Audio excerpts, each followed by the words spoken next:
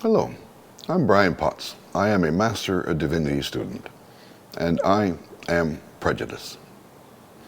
What I mean by that is I think all of us have some form of prejudice. We look at situations that we haven't been into before, and we envision an outcome.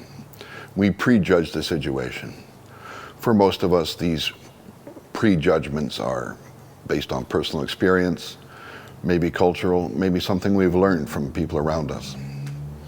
But I think we all have them to some measure or another. As an example, most of us could look at a male wearing a baseball cap and assume he's bald because he's having his head covered up. Where our prejudice become more of a problem is when we have these judgments of other people. When I've mentioned to people that I've traveled to East Africa, I often run into individuals that have perceptions of Africans based on National Geographic or those relief commercials that we see on TV. They don't have an understanding of an Africa with big cities and cell phones and traffic jams. That doesn't fit their lens or their perception of the situation. When we think of prejudice, my mind naturally goes to the story of the Good Samaritan. Most of us will be familiar with that story. An expert in the law talking to Jesus, and Jesus tells the story of a robber, of someone being robbed on the side of the road from Jerusalem to Jericho, and people walking by and not helping until a Samaritan steps in to help this poor fellow out on the side of the road. It speaks to prejudice at the time. You see, the Samaritan people actually considered themselves to be Jewish. The biggest problem is that the Samaritans look at the story of Abraham and Isaac as taking place on Mount Gerizim and not Mount Moriah in Jerusalem, where the temple was located.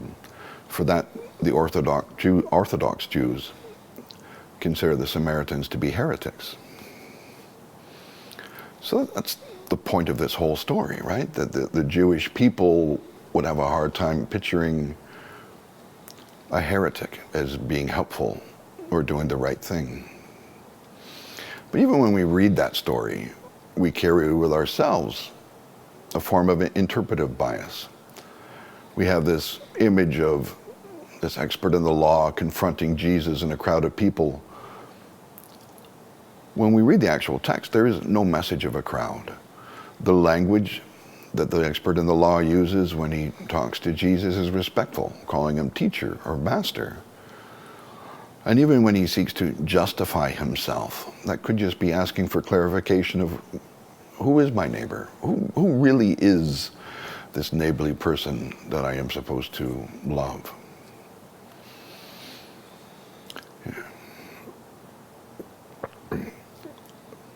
So who is it for you that you would walk by without even noticing? Who is the other for you in your life? I think we have to acknowledge this, that we have that. For some of it's homeless people. For others, it's people with severe mental health issues. We avoid them. We don't know how to talk to these people. Years ago, I was working at a residential home. I had just started. The home was new. One of the residents there had severe schizophrenia. He was having a lot of problems one night with hearing voices. Being well-intentioned, I approached him and I said, those voices aren't real. Hoping that would calm him a little bit. His response to me is something that will always stick in my head. He said, "They are real to me." For me, that shifted the way I saw that situation. I needed to start acknowledging that that's not my perception, but it's yours, and it's real for you. I needed to validate that individual and say, hey, I appreciate that is a real experience for you, but that's not my perception. This way I see the individual. I no longer see the disease. I no longer see the judgments of it's all in your head.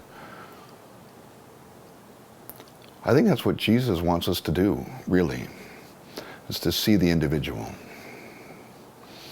Yeah. Jesus' ministry took place with the outcast and the marginalized. I think if we were to listen to this story of the Good Samaritan and the ministry of Christ, then we need to look the individual in the eye and acknowledge them as a person without prejudging that person.